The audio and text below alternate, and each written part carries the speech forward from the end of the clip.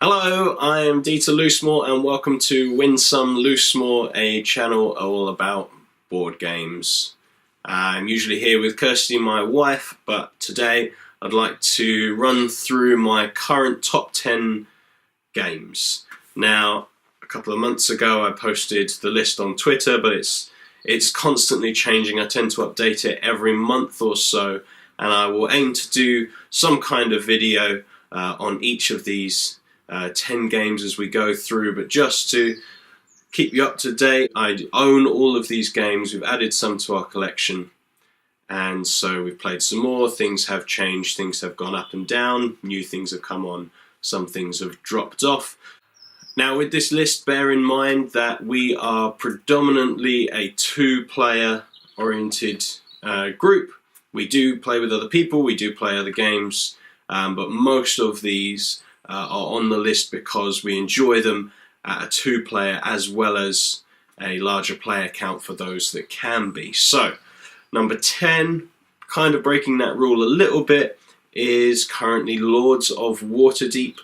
A very simple worker placement game, 2 to 5 players, but we do play in two and we enjoy it a lot. Yes, there isn't probably the level of interaction and tension that you might get in a larger player count, but we still enjoy it a lot. Number 9 will likely go higher. I enjoy it more every time we play, is Alien Artifacts from Portal. We recently got the Discovery expansion, which just adds a little bit more to the game. Hopefully they'll do more of those little expansions just to add more and more variety. I'm really enjoying it. You're building up your little empire in front of you with cards. It's great fun. Number 8 is Star Realms. This is the first deck builder that we got, and it's still our favourite. We've tried a few others. As it is right now, it's just the simplest, most straightforward. I like a space theme anyway. So Star Realms currently is my number 8. Number 7, the newest to our collection actually, is Small World. Now, this was on the list a few months ago. I've played other people's copies and have really enjoyed it, so finally got around to getting it ourselves. Loves that there are different boards for different player counts, just makes that really simple. Again, a little bit more tension, a little bit more excitement in more than 2 players, but we do enjoy it at 2. That was number 7. So number 6, a 2-player only game, Lost Cities. Now, we played a lot of kind of rummy, Jim Rummy. There's lots of varieties. I'm not sure which one we were actually doing.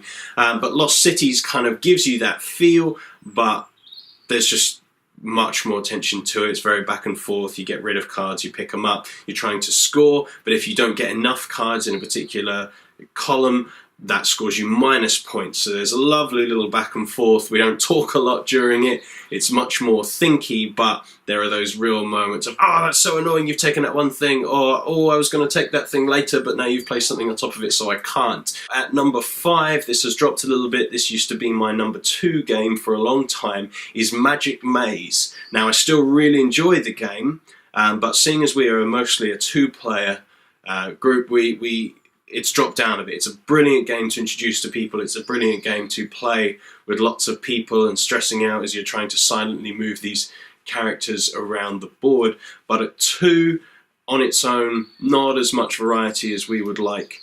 So it's slipped a little bit, but still a lot of fun. A Magic Maze at number 5. At 4 is another 2-player only game. This is 7 Wonders Duel. Now, I have to admit, never played 7 Wonders. Haven't as yet. I know people that have got it, will likely play it in the future. Have played some other drafting games, Sushi Go Party and such things.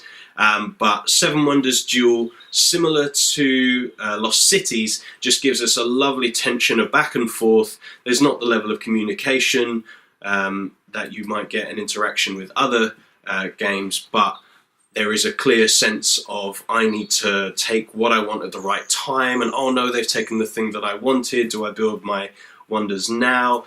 So yeah, number 4 is 7 Wonders Duel. Now, this next one was tricky. This has come in at number 3. I did a video a few weeks ago, you may have seen, on my initial impressions of Seventh Continent. That arrived recently, and we've played it a few times now, 4 or 5 hours of the game, of the first curse, and I was saying in that video I didn't know whether this would be my favourite game ever because it's just amazing, or whether we'd get to the end of it and go, oh, that's it, we're done. As I say, we've played 4 or 5 hours now and I'm still just thoroughly intrigued. We've not even yet completed the first curse, so see how it goes. But in at number 3 is Seventh Continent. It's brilliant. Number 2 is Century Spice Road. And again, people seem to really dislike it at two players. They don't like the dynamic. Now we've played 3-player, 4-player, I think possibly even 5-player a number of times, but I still really enjoy it at 2. I like it at all those other player counts as well. Never win. But in a 2-player game, much more like the Seven Wonders Duel or Cities thing, it's that tension of when do I take this? Oh, I only have to think 1 move ahead, but really I can think about 6 moves ahead, but they have to be doing the same to try and keep up. I have a lot of fun with that. Century Spice Road, lovely, simple game. I've taught it to several people that haven't played games particularly before, and it works well, and played it to other people who know games much better than I do and still enjoy it. It's super quick on your turns and just a lot of fun. And number 1 is unmoved since the day I got it. It was probably about our 4th or 5th game we ever bought in the year or so that we've been getting into board games, and this is Scythe from Jamie Stegmaier. Love this game.